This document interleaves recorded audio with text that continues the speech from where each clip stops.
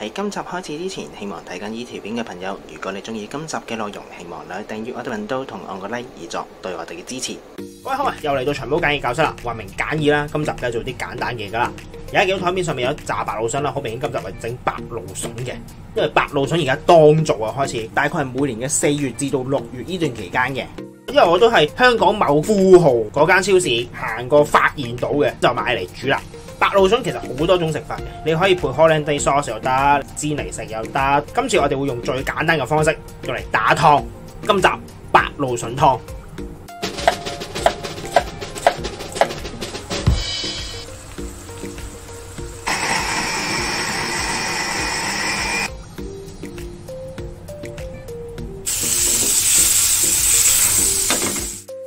白蘆筍同我哋平時食開嘅綠蘆筍有咩唔同呢？牽涉到佢成長嘅過程啊。其實大家都係蘆筍嚟嘅，之間嘅分別係咩呢？只不過係白蘆筍係冇接受過陽光嘅照射，長期喺個黑暗嘅環境度長大呢，就變成咗白蘆筍啦。受個太陽照射之後呢，佢就會變做綠色噶啦，就會變咗佢平時食開嘅綠蘆筍。仲有一種蘆筍呢，叫做紫蘆筍，嗰隻就真係比較少見，同埋我都未煮過嗰隻。如果有機會同大家再分享，呢個白蘆筍湯好簡單嘅啫。第一件事，先將啲白蘆筍洗佢先，洗完晒之後就會先將底部切走佢先，唔好切太多，因為始終白蘆筍呢真係比較貴噶，切走少少好啦。切完之後，我哋將佢切斷，方便一間煮腍啊。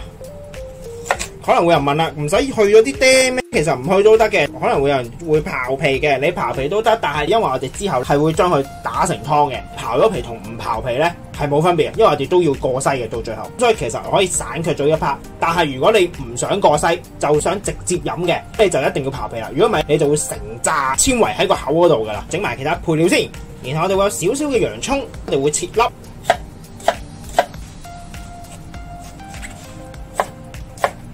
就係咁啦，乾葱同樣切粒，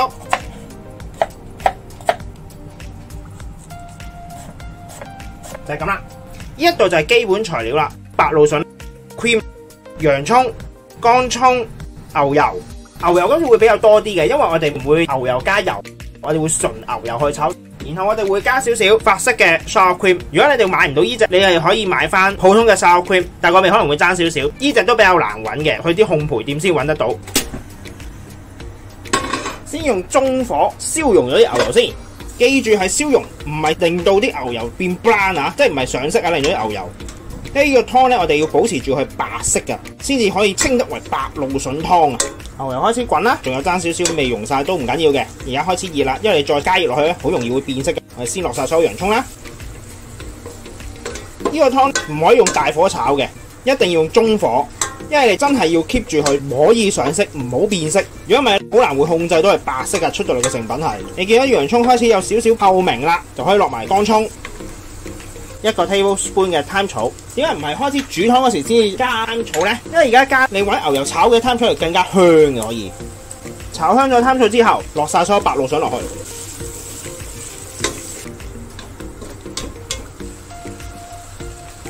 同埋點解會用中火？仲有一個原因就係用中火炒啲菜係會出水，就會令到個油溫冇咁高，就冇咁容易會變色。如果你想去變色，就一定要用大火，佢先至可以炒得到上色。點解唔用慢火呢？如果我用慢火，炒到天黑都未搞掂。呢個時候咧會聞到好香嘅白蘆筍味啦，就可以落 cream， 兜先。啲 cream 開始滾之後，我哋就可以落埋雞湯。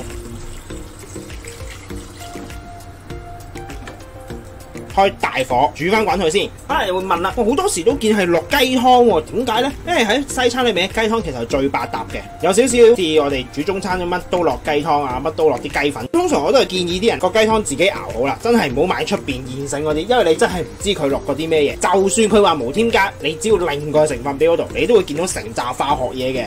煮滾咗之後，轉細火，等佢燒嚟半個鐘頭，令到啲蘆筍可以煮到軟身啊！如果你想呢個湯更加好味呢，可以落少少 lemon， 刨半粒至一粒落去，視乎翻你個味想有幾重。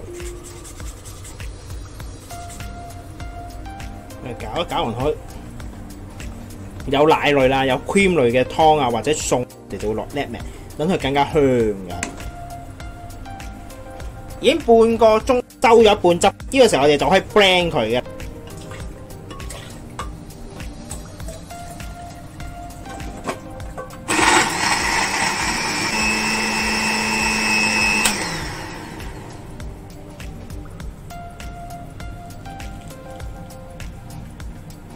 一啲就係蘆筍、洋葱、乾葱裏邊當中嘅纖維，白蘆筍嘅纖維居多嚟嘅，我記得係1 cc 嘅。呢啲我就要隔咗佢啦，如果唔係你個湯就成口都係渣噶啦。而家已經過晒篩啦，可以俾大家睇睇，係好 smooth 噶啦已經。今次會比較削身少少嘅，因為我哋唔想太濃啊，我哋係想要稀少少嘅質地，然後去飲翻白蘆筍嘅味嘅，所以我哋唔會打麵撈啊，亦都唔會再加其他嘢落去嘅。過完篩之後，我哋都要煮翻滾去嘅，煲滾咗啦，我哋轉翻到細火，等佢慢慢煮15分鐘。喺個湯煮緊嘅同時，我哋整埋啲配菜，我哋就會預先留起3條，每一客我哋會用1條白蘆筍做裝飾嘅。同樣先將個尾切咗佢先。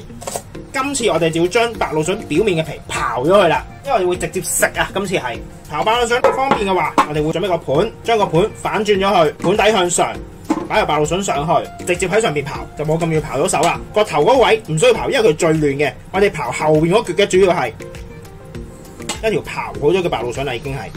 刨好晒之後，我哋會原條攞去烚一烚佢先嘅。同一時間，我哋會有帶子，就咁一個白蘆筍湯。可能嗰啲人覺得太過單調啦，唔覺得好名貴啊，就會加少少帶子落去，令佢突顯個身價嘅。我哋先擺喺個紙上面，索一索翻乾表面啲水，攞去煎，帶子就會脆身噶啦，表面可以。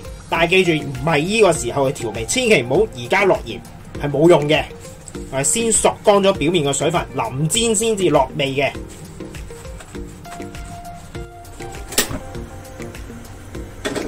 落約莫1湯匙粗鹽，俾味喺水嗰度。水滾啦，可以擺3條白蘆筍落去，烚佢大概1分鐘就得噶啦。1分鐘之後熄火，將3條白蘆筍夾翻上嚟，然後擺落凍水度冷卻。個湯亦都先涼咗15分鐘。我哋而家就可以落sour cream落去，然之後熄火，用餘溫將個sour cream煮溶佢，落少少鹽，少少黑椒粉。今次我哋用黑椒粉嘅，因為如果你用黑椒粒咧就好明顯噶啦。攪勻佢，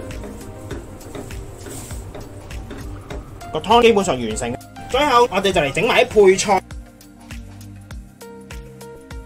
先喺表面嗰度落少少鹽，兩邊都要，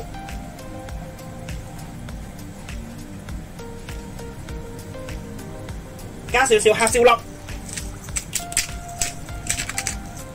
兩邊均勻沾上黑椒粒就可以噶啦。然後我哋開始嚟煎帶子，先落牛油，然後開火燒溶牛油去。牛油溶晒之後，擺帶子落去，開大火先至可以辣得脆啲帶子表面嘅。同一時間，我哋可以擺埋啲蘆筍落去，吸收啲牛油味，同埋可以辣到上色。蘆筍輕輕上咗色之後，就可以拎走佢。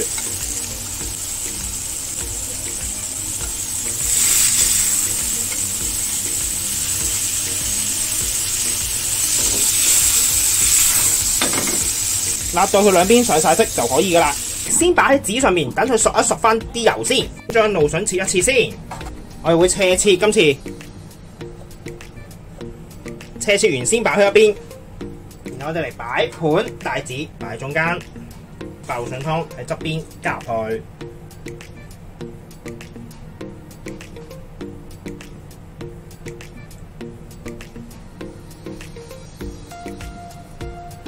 加少少白蘆筍，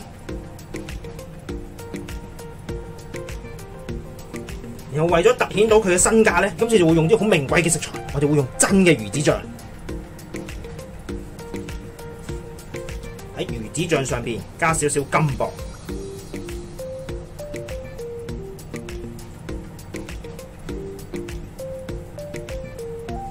呢個白蘆筍湯就成功增值咗去，賣到10200蚊嘅嚟㗎。咁呢一個簡易版嘅白蘆筍湯亦都完成咗啦。咁希望大家中意啦，咁我哋下集再見，拜拜。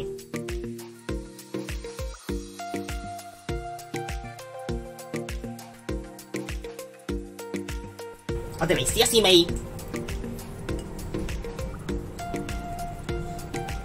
係有一陣好重嘅蘆筍味同埋牛油味嘅，好香嚟噶。飲得到蘆筍味先叫蘆筍湯噶嘛，冇理由你飲其他味噶嘛先。如果你想去再滑啲、再香啲，你可以再加多少少sour cream落去嘅。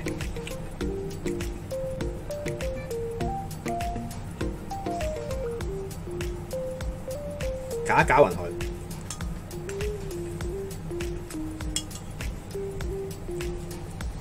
飲落去係更加結身，今集亦都差唔多啦，多謝各位收睇。